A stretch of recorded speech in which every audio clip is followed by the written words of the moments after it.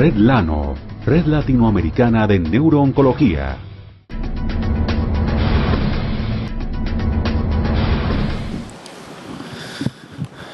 El tema ya ha sido manejado, Dr. Bernstein, ahora en la parte quirúrgica. Vamos con el reto de, más que todo, enfocarlos en un sistema lógico de manejo. Y ya vieron que no es fácil, que hay mucho de arte en qué paciente selecciona uno con las terapias que tenemos actualmente. Entonces vamos a empezar.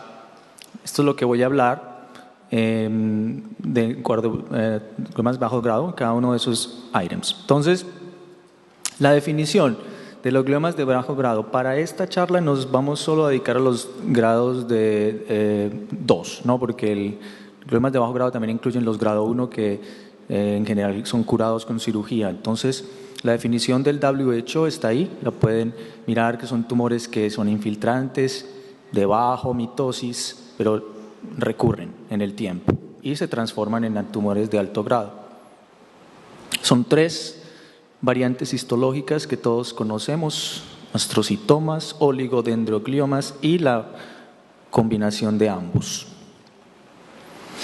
Más o menos 1.800 tumores de bajo grado se diagnostican anualmente en los Estados Unidos. Solo un 10% de estos son de bajo grado. Ahí también la dificultad para tener estudios randomizados, que preguntaba también nuestro colega canadiense, el cirujano.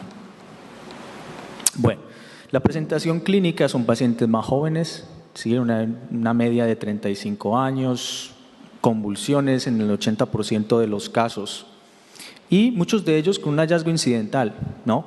Han tenido todos ustedes la señora que estaba como tuve una, recuerdo, es más, es la que les voy a mostrar más adelante, 50 años, estaba en Las Vegas y se cayó. Se deslizó y le hicieron una resonancia, bueno, obviamente una tomografía y ¡pum!, el tumor. ¿Qué hacer? Bueno, este fue el caso de ella específicamente. Ahí pueden ver la característica de la resonancia clásica, tumor con márgenes definidos, no hay efecto de masa, no toma contraste, ¿sí?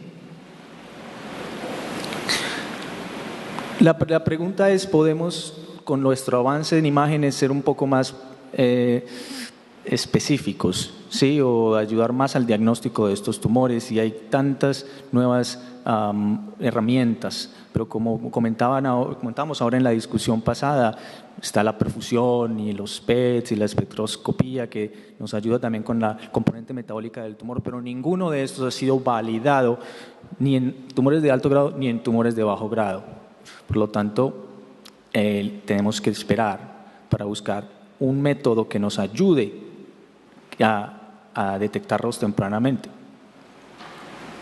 Bueno, el pronóstico de estos pacientes, todos sabemos que es mejor que los tumores de alto grado, y la información clínica que usamos actualmente en la práctica diaria viene de 2 estudios grandes hechos por los europeos en los 90s. Esta publicación en el 2002 nos dio a entender que los pacientes con estas características en rojo, son 1, 2, 3, 4, 6 características, si usted tiene 2 o más de estas, su pronóstico es más pobre, ¿no? Aproximadamente 3 años comparado con 7 años. Entonces lo usamos en la práctica diaria. Esto fue validado también en otro estudio multiinstitucional de la Universidad de San Francisco, lo cual unos hallazgos muy similares. Ellos tuvieron solo 4, ahí los ven, factores pronósticos. Lo que ellos adicionaron nuevo fue el Karnofsky, lo ven ahí, menos de 80, pronóstico negativo, pero ven, si tiene usted los 4 ítems aquí, su pronóstico es a 5 años del 50%.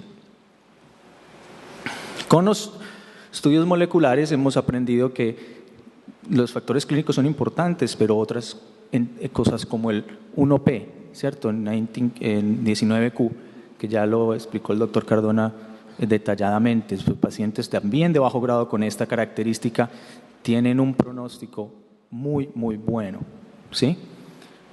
Recientemente, la mutación de la IDH1 y IDH1 en tumores de alto grado y de bajo grado, que está señalado ahí en rojo, si usted tiene esto, sabe que es mejor pronóstico que los otros pacientes.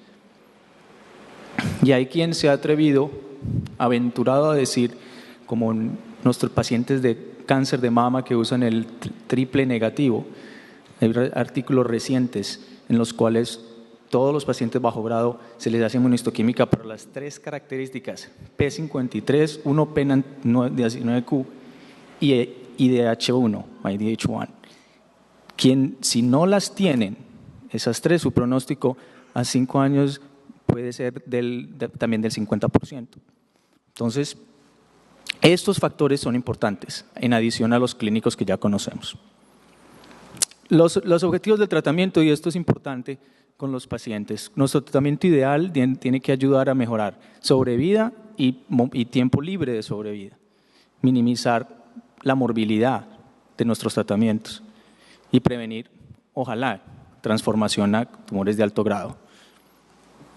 ¿Qué es lo que actualmente hacemos y qué tenemos en nuestro alcance? Entonces, los cirujanos, ya vimos la discusión y la charla, entonces no voy a detenerme. No hay evidencia randomizada, más sin embargo, hay evidencia prospectiva de estos 2 estudios, prospectiva pero no randomizada, que sugiere que la resección ayuda a los pacientes. Y también tenemos el diagnóstico, tenemos menos síntomas y tenemos la tecnología para hacer mejores resecciones. Todos los cirujanos en general y en Estados Unidos se busca la resección completa. 30% de pacientes con nuestras resonancias convencionales pueden tener grados altos, a pesar de no tener este contraste en la resonancia. Entonces, es otra razón por la cual el diagnóstico quirúrgico es importante.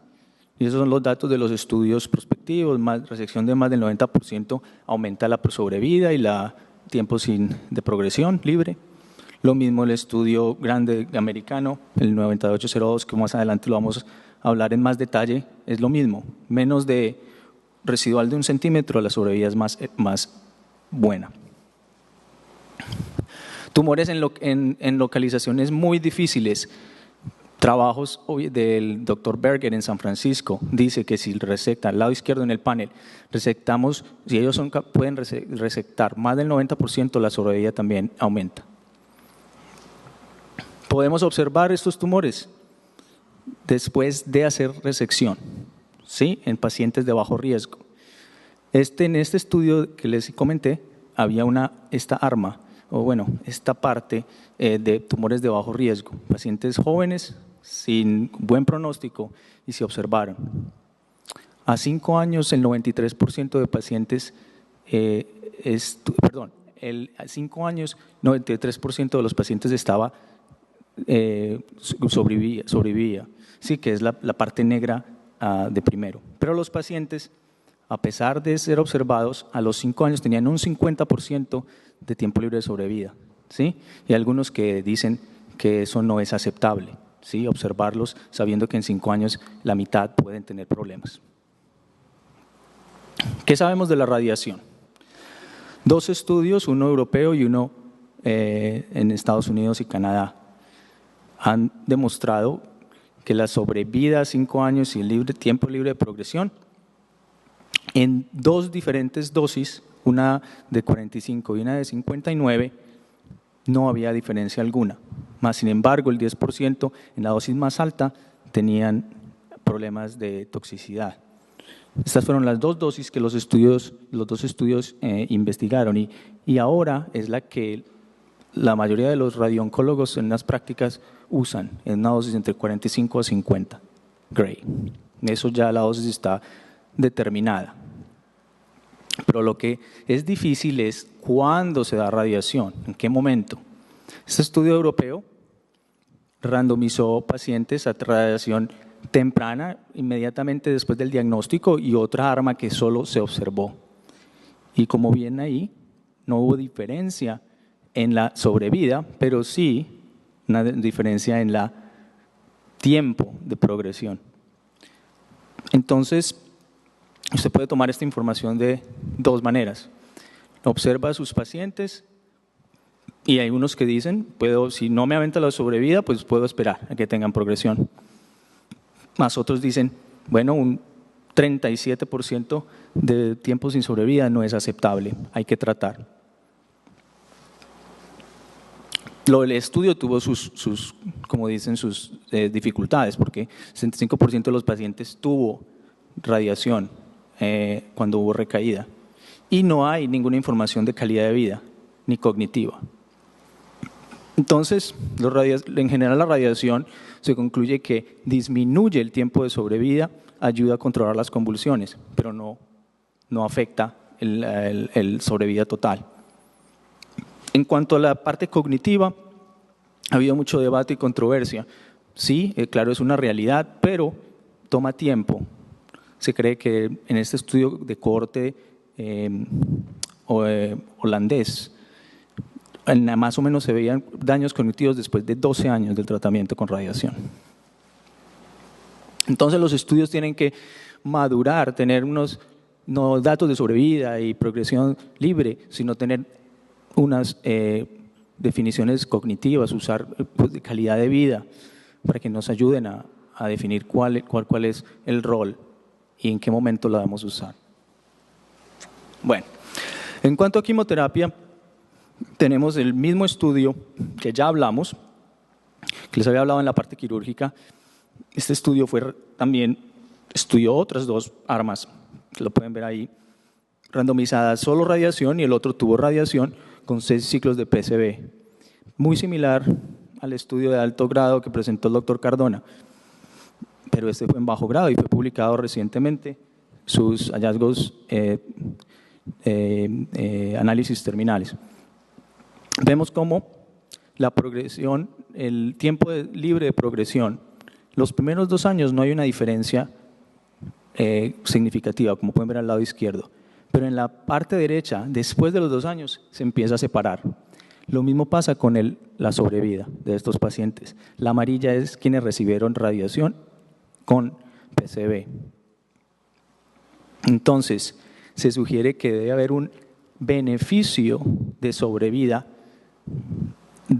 lento con este tratamiento y tal vez debería ser usado más frecuentemente.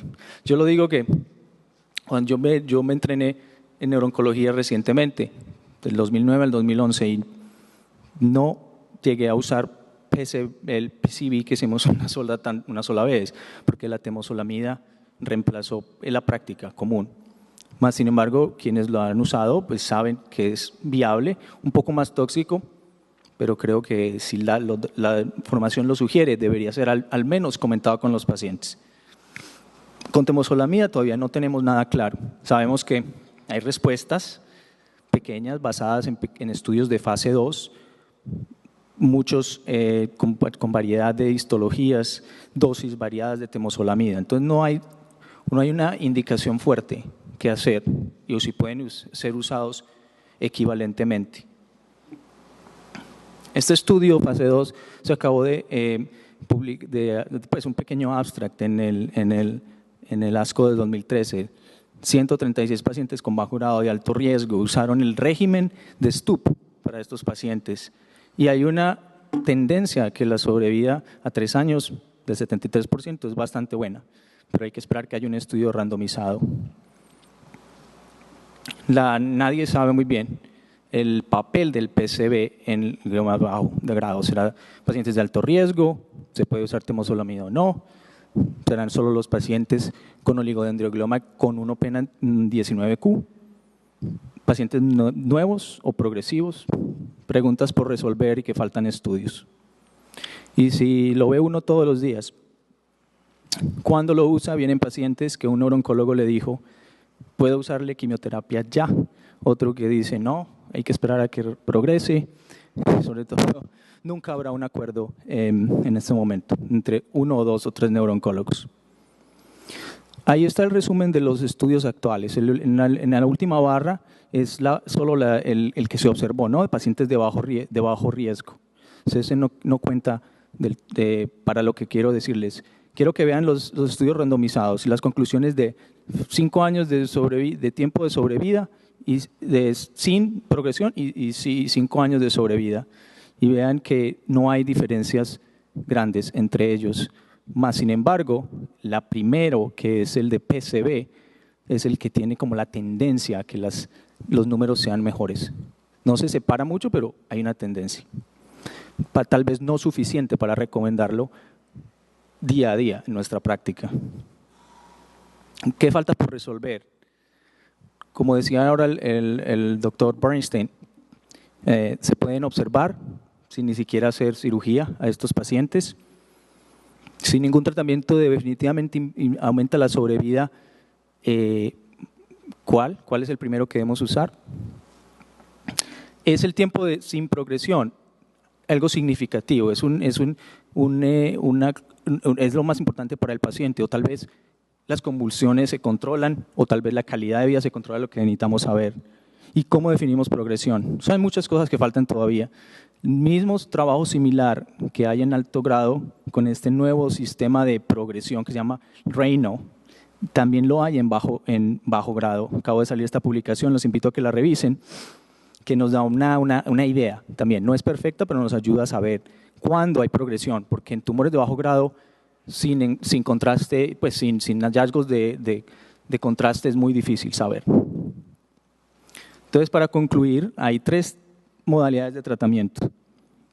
La selección de los pacientes es lo más importante y el tiempo, pues el momento para usarlos todavía no se sabe. ¿Y cuál es más efectivo? Muy difícil.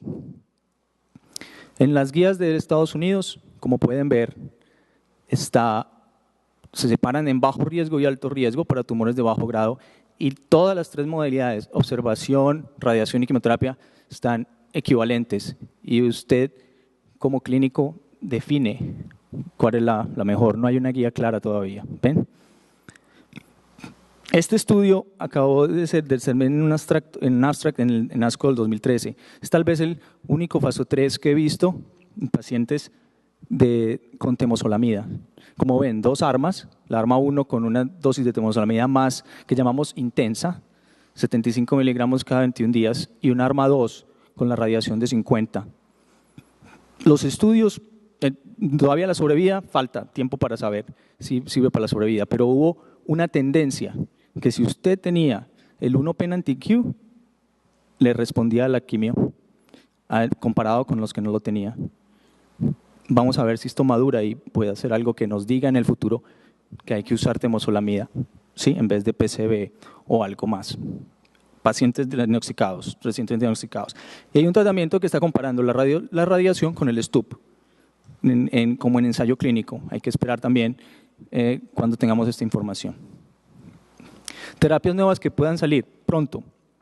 Sabemos que hay lo que llaman plaquetas derivadas de factores de crecimiento, inhibidores que se podrían usar, inhibidores del mTOR, ¿sí? O inhibidores de la IDH1, que sabemos que están presentes en los tumores, o inmunoterapia o vacunas. Todo esto es todavía en estados muy tempranos. Quería mostrarles un caso rápidamente, a ver cómo nos va con lo que acabamos de discutir. 49 años, hombre, tuvo una convulsión y maneja camiones por 14 años. Esta fue la resonancia mano izquierda, la que se le detectó, una lesión en el lado posterior frontal, y a su mano derecha es después de la resección. Como estaba muy cercano a las zonas elocuentes motoras, pueden ver que hay un residual de tumor, ¿no? La patología retornó como astrocitoma, grado 2, un IDH1 negativo, 3% de mitosis. Si le hacemos los grados pronósticos que les dije, adicionando la parte molecular, podemos darnos cuenta que él califica para una persona de casi 50 años con un astrocitoma sin ADH1, o sea que es de alto riesgo.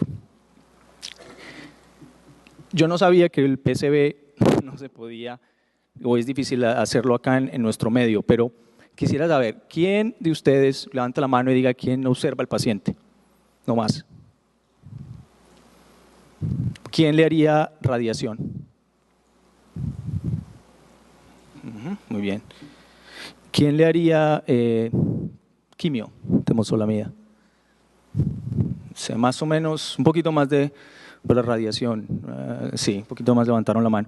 Entonces, no, ni digo quién le haría la radiación con la PCB, si no se puede hacer en nuestro medio. Pero bueno, como le dicen, es un arte, y vean, la mitad dice radiación y un poquito menos dicen quimio. Muy difícil. Tienen que conversarse los pros y los contras de los tratamientos y definir. Pero más o menos mi práctica ha sido la siguiente. Si veo a un paciente de bajo grado por primera vez, si es joven y de bajo riesgo, lo observo. ¿Sí? Si tiene oligodendroglioma, que por ende tiene el 1P19Q o 19Q, le doy quimioterapia.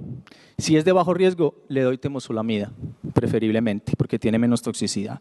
Pero cuando es de alto riesgo, ahí es donde yo discuto con él la posibilidad de radiación con PCB.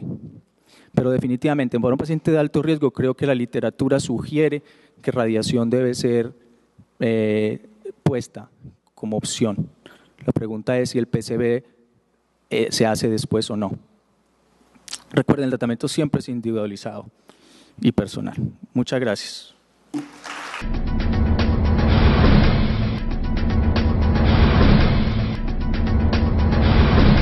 Red Lano, Red Latinoamericana de Neurooncología.